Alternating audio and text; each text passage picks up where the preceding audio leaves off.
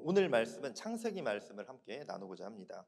창세기 3장을 보면 아담과 하와가 선악과를 먹음으로 인해서 하나님 앞에 죄를 범하는 그런 불순종의 모습을 보여주고 있습니다. 그래서 이제 1절에서 15절까지는 이 아담과 하와가 선악과를 먹고 이제 하와는 뱀의 핑계를 대고 또 아담은 하와의 핑계를 대는 그런 기록이 나와 있습니다. 그리고 이제 16절부터는 불순종에 대한 그 하나님의 징계의 기록이 나오고 있습니다. 하나님에게 불순종하고 또 계속해서 거짓말을 하고 불순종하는 그들을 향한 징계의 내용이 나와 있습니다.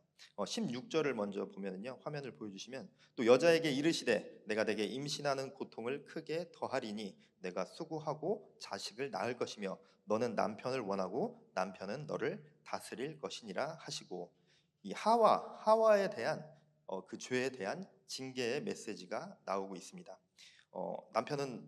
너는 남편을 원하고 남편은 너를 다스릴 것이니라 하는데 성경이 다 맞지는 않는 것 같고 어쨌든 이런 이제 여기에 징계 하와의 죄에 대한 너는 이러한 징계를 받을 것이다라는 그런 메시지가 나오고 있는데 하와에게 임신하는 고통을 더할 것이다라고 나오고 있습니다. 여기서 말하는 이 고통이라는 단어가 이차본이라는 단어가 쓰여져 있는데 어떤 그런 육체적인 고통을 뜻하는 단어인데 단순히 그냥 육체적인 고통만 뜻하는 것이 아니라 심적인 고통도 포함되어 있는 단어입니다. 그러니까 몸도 마음도 고통받고 고난받을 것이다 라는 것을 이야기하는 것이죠. 이 출산을 통해서 저는 출산을 해본 적은 없지만 출산을 통해서 굉장히 큰 육체적인 그 고통이 있죠. 근데 거기에 어떤 이제 과학적이 아니라 의학적으로 보면 이제 갑작스러운 호르몬 변화 때문에 어떤 산후 우울증이 나타난다고 하는데 그런 어떤 심적인 고통까지도 수반이 된다는 것이죠. 여자가 자녀를 품고 출산을 하는 것은 하나님의 축복입니다. 하나님의 축복인데 인간의 최초의 죄로 인해서 축복된 그 출산의 가정 가운데 고난과 고통이 수반되어지게 되었다는 것입니다. 그런데 고통과 수고가 고난이 수반되어졌으니까 그렇다면 아이를 출산하는 것이 저주는 아니죠. 당연히 여전히 축복입니다. 여전히 축복이지만 인간의 죄로 인해서 고통이 추가되었다는 것입니다. 그리고 이어지는 17절, 18절을 보면 아담의 징계의 내용이 나오고 있습니다. 아담에게 이르시되 내가 내 아내의 말을 듣고 내가 내게 먹지 말라 한 나무의 열매를 먹었은즉 땅은 너로 말미암아 저주를 받고 너는 내 평생에 수고하여야 그 소산을 먹으리라. 땅이 내게 가시덤불과 엉겅퀴를 낼 것이라. 내가 먹을 것은 밭의 채소인즉. 아담에게 하나님께서 내가 너에게 먹지 말라고 한 것을 내 아내의 말을 듣고 먹었으니 라고 이렇게 말씀하시면서 하나님께 불순종한 죄에 대한 징계의 내용이 나오고 있습니다. 아담에게 주어진 징계의 벌이 무엇인가요? 땅이 너를 저주하고 평생에 수고해야 소산을 먹을 것이다 라고 말을 하고 있습니다. 히브리어 성경을 직역을 하면은 고통 가운데서 너는 그것을 먹을 것이다 라고 이렇게 번역을 할 수 있는데 이 말은 아담 역시 하와와 동일한 맥락의 징벌이 주어지게 된 것입니다. 애써 일하지 않아도 하나님의 창조 섭리에 의해서 에덴 동산의 각종 나무와 또 실과에 달린 그 열매들, 그 많은 곡식들을 먹을 수 있는 축복을 누리며 살아가고 있었습니다. 그런데 이제 엉겅퀴와 가시덤불이 자라나면서 애써 일을 하고 힘들게 일을 해야 그 곡식을 얻을 수 있게 된 것입니다. 열심히 일을 해야 하고 일을 하지 않으면 엉겅퀴와 덤불이 무성하게 자라나게 되는 것이죠. 그냥 씨 뿌리고 물 주고 끝이 아니라 계속해서 그 실과와 곡식들, 과일들을 관리해야 하는 것입니다. 이번 주에 야근 좀 많이 하셨나요? 여러분들의 야근의 이유가 여기에 있습니다. 열심히 일을 해야 하는 것이죠.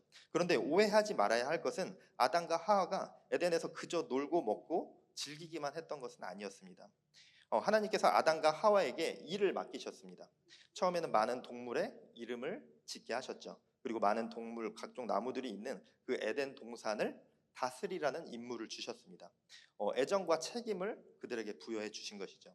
그래서 인간의 노동 자체가 하나님의 징벌로 인해서 갑자기 생겨난 것이 아니라 노동이라는 그것 자체는 태초부터 하나님께서 주신 그런 인간에게 주어진 임무였습니다. 그런데 인간의 죄로 인해서 하나님의 섭리와는 다른 노동의 징벌이 주어지게 된 것이죠. 원래 아담과 하와의 노동은 하나님과 동행하면서 하나님의 창조 세계를 다스리는 노동이지만 축복이었습니다. 그런데 인간의 죄로 인해서 그 부여된 그 노동은 생계와 생존을 위한 사투적인 노동이 되었습니다. 하나님이 최초에 주신 노동과는 재질 자체가 다르고 개념 자체가 다른 것이죠. 하와의 출산에는 육적인 정신적인 고통이 더해지게 됐고 아담의 노동은 생계를 위해서 끊임없이 일해야 했습니다. 그리고 일한다고 해서 반드시 수확을 얻는다는 보장도 없었죠. 그렇기 때문에 아담과 하와에게 주어진 이 출산의 고통 그리고 노동의 고통이 그들에게 징벌이 되어지는 것입니다. 이렇게 축복과 평화만 있었던 아담과 하와에게 그들의 죄로 인해서 고난과 고통이 들어오게 됐습니다. 하나님이 그렇게 만드신 것이 아니라 그들의 죄로 인해서 고난이 들어오게 된 것입니다. 그리고 이렇게 두 사람의 징계의 내용 이후에 19절을 보면은 화면을 주시면요. 다 함께 한 목소리로 봉독하겠습니다. 시작. 내가 흙으로 돌아갈 때까지 얼굴에 땀을 흘려 먹을 것을 얻으리니 내가 그것에서 취함을 입었음이라. 너는 흙이니 흙으로 돌아갈 것이니라 하시니라. 19절에서 너가 평생 수고하고 일해야 먹을 수 있다. 한 번 더 이렇게 얘기를 하신 다음에 더 큰 징계의 내용이 추가가 되었습니다. 흙으로 돌아갈 것이니라. 죽음을 경험하지 않아도 됐지만 인간의 죄로 인해서 죽음이 들어오게 되었습니다. 17절부터 19절까지 내용은 인간의 죄로 인해서 완벽한 에덴에서 하나님과 동행하면서 누리며 살아갈 수 있었던 그 인간이 고난과 죽음의 징벌이 임했음을 보여주고 있습니다.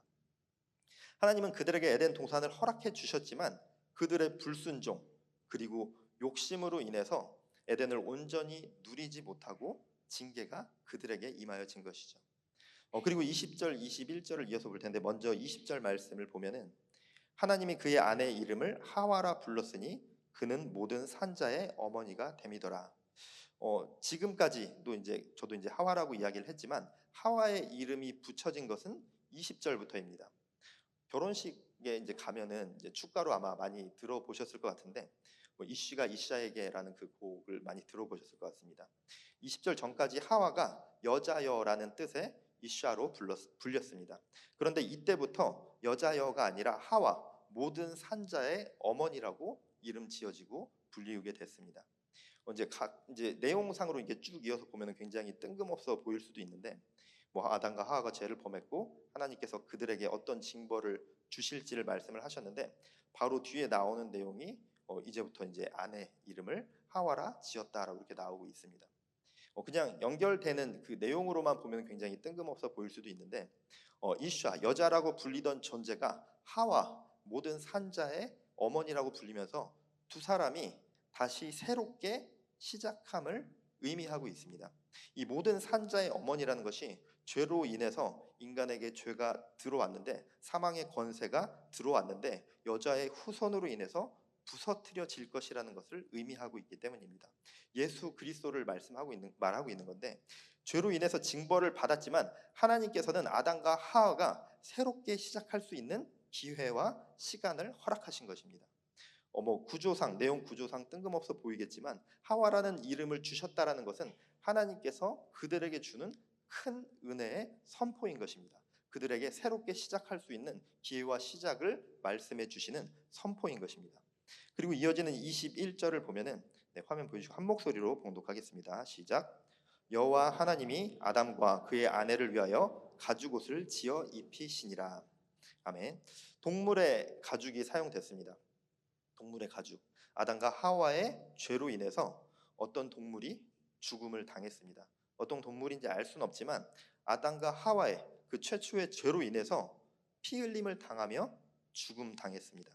동물의 피 흘림 그리고 죽음으로 인해서 그 지어 입히신 그 가죽옷, 아담과 하와에게 지어 입히신 그 가죽옷은 하나님이 그들을 향한 용서와 사랑의 상징입니다.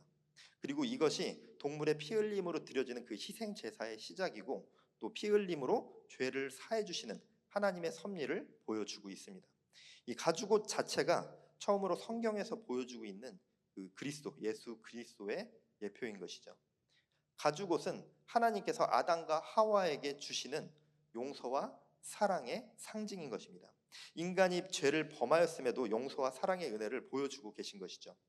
죄로 인해서 에덴에서 쫓겨나서 이 에덴 밖의 세상에서 살아가야 할 그 아담과 하와에게 하나님께서 긍휼을 베풀어 주신 것이고, 또 함께 한다는, 내가 너희와 함께 한다는 그 동행을 알려주고 계신 것입니다. 하나님께서는 완벽한 에덴 동산을 지어서 아담과 하와에게 허락해 주셨지만, 그들의 불순종, 그리고 그들의 교만함, 그들이 하나님같이 되고 싶은 그 교만으로 인해서 범죄를 했고, 하나님이 허락하신, 그들에게 허락하셨던 세상이었던 에덴을 누리지 못하고 쫓겨나게 되었습니다. 하지만 그럼에도 불구하고 하나님은 아담과 하와를 지옥 땔감의 형벌로 영원한 징벌을 주신 것이 아니라 그들에게 가죽옷을 지어 입히셨습니다. 가죽옷은 아담과 하와를 향한 하나님의 용서와 사랑의 상징, 그리고 동행하심의 상징입니다. 또 가죽옷을 통해서 몸을 보호하게 하셔서 에덴 밖의 세상에서 살아갈 수 있게 은혜를 베풀어 주신 것입니다. 죄의 징벌은 주어져야 합니다. 아무리 하나님께서 창조하신 첫 인간이었지만, 하나님이 사랑하시는 하나님의 창조물이었지만 죄를 지으면 심판받습니다. 심판과 징벌을 통해서 하나님은 죄를 깨닫고 돌이키게 하시는 것이죠. 그리고 사랑과 용서, 동행의 상징인 가죽옷을 그들에게 주셨습니다. 그렇기 때문에 에덴에서 쫓겨날지라도 가죽옷을 통해서 허락하신 그 에덴 밖에서의 세계도 사실은 그들에게 주어진 하나님의 은혜이기도 합니다. 노동의 고난을 받았지만 그래도 농사를 지어 땀 흘려서 일하면 먹을 것을 얻을 수 있었고, 출산의 고통을 갖게 되었지만 자녀의 축복을 허락하셨습니다. 하지만 분명한 사실은 두 사람이 하나님께 순종하고 하나님을 믿고 신뢰하고 하나님을 따랐다면, 하나님 말씀 따라 행하며 따라갔다면 하나님이 허락하신 에덴을 누릴 수 있었지만 모든 것을 박탈당했다는 사실입니다. 각종 나무의 열매와 땅의 모든 것을 자연이 주는 대로, 하나님이 주신 그대로 먹을 수 있었고, 출산의 고통도, 죽음이라는 고통도 맛보지 않아도 됐습니다. 하나님과 직접 대면하고 동행하면서 하나님의 동산을 관리하고 가꾸고, 그 안에서 고통도 없이 고난도 없이 영원한 행복을 누릴 수 있었지만, 인간의 죄로 인해서 모든 것이 무너지고 말았습니다. 하지만 그럼에도 불구하고 하나님께서는 아담과 하와를 위해서 하나님께서 또 다른 계획을 세워주신 것입니다. 에덴은 무너졌습니다. 하나님께서 아담과 하와에게 주시고자 했던 그 에덴은 무너졌지만 그들을 향한 플랜 B를 세워주시면서 만들어주신 그 약속이 가죽옷이었습니다. 사랑을 주시는 하나님이시고 용서해 주시는 하나님이시고, 죄된 인간이지만 에덴에서 쫓겨날 수밖에 없었지만 그들과 동행하시겠다고 약속하시는 하나님이신 것입니다.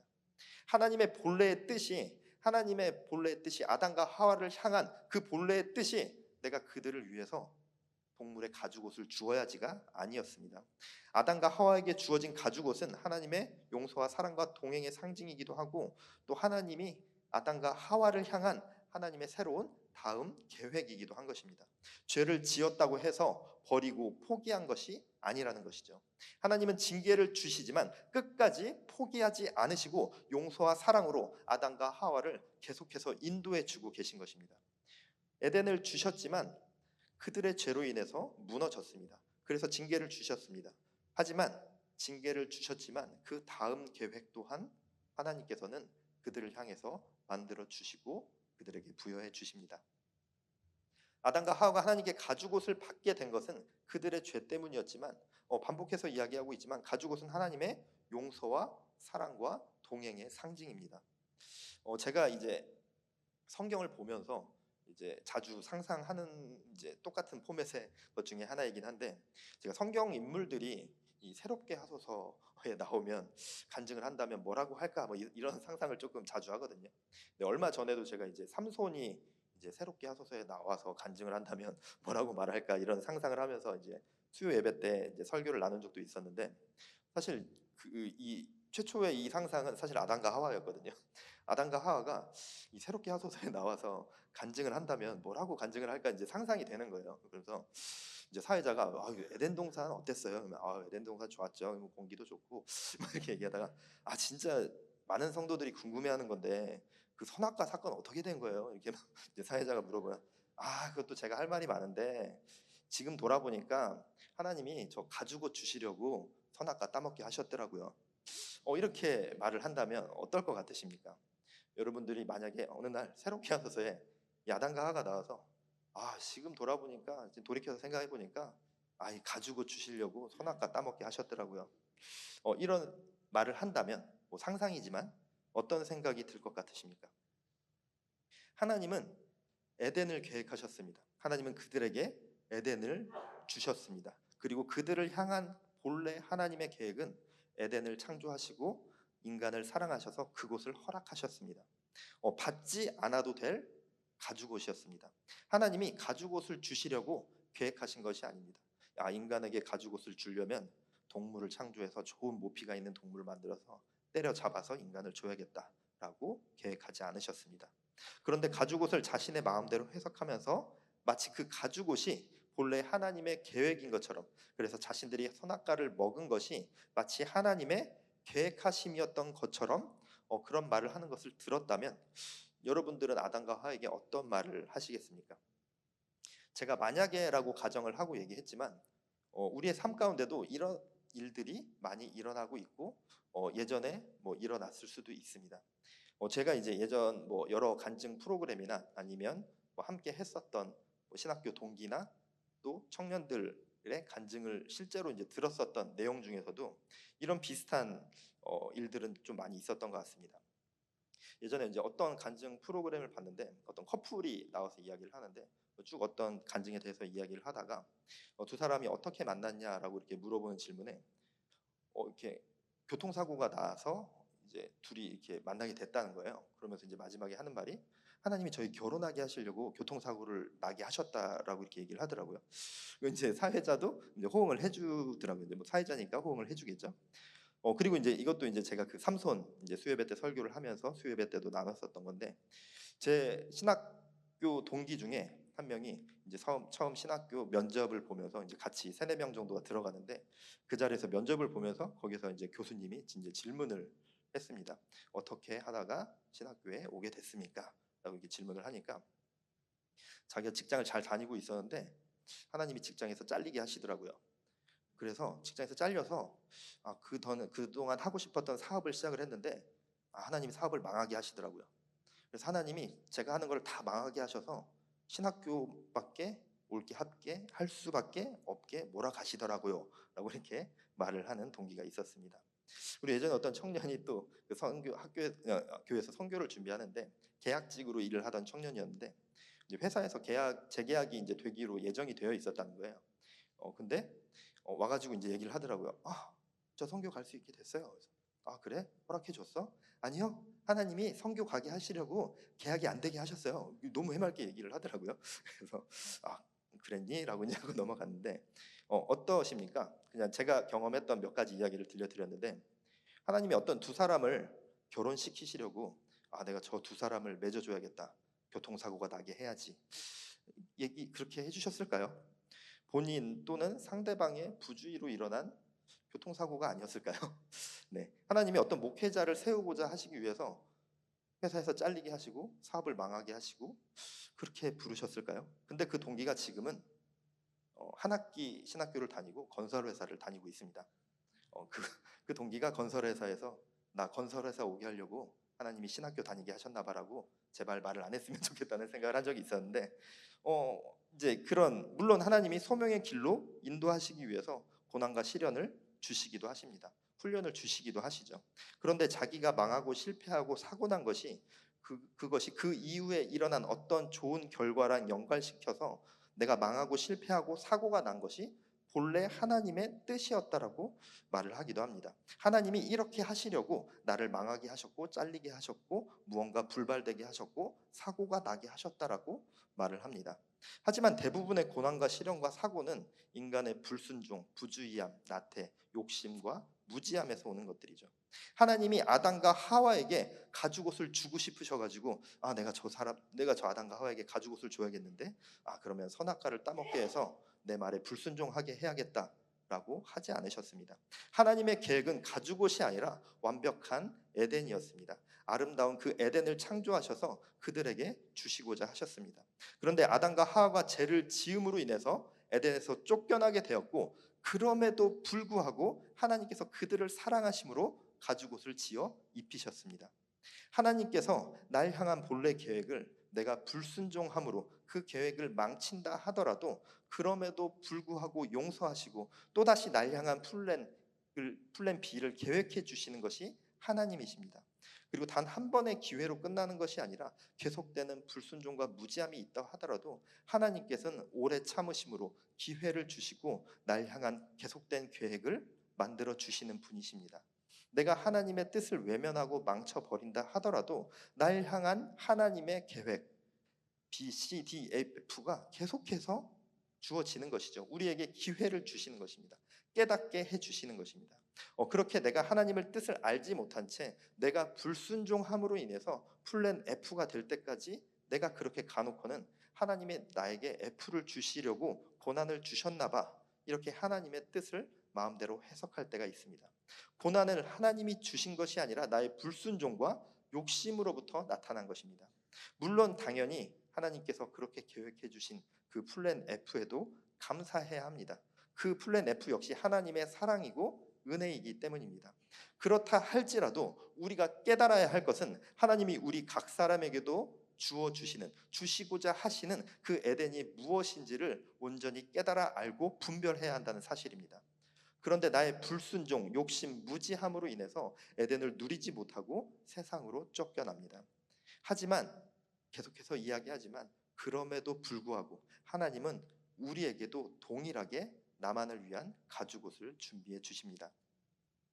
계속해서 A라는 가죽옷, B라는 가죽옷, C, D, E, F라는 가죽옷을 우리에게 만들어 주시는 것입니다. 계속해서 기회를 주시고 용서와 사랑으로 날 향한 계획을 만들어 주시는 것이죠.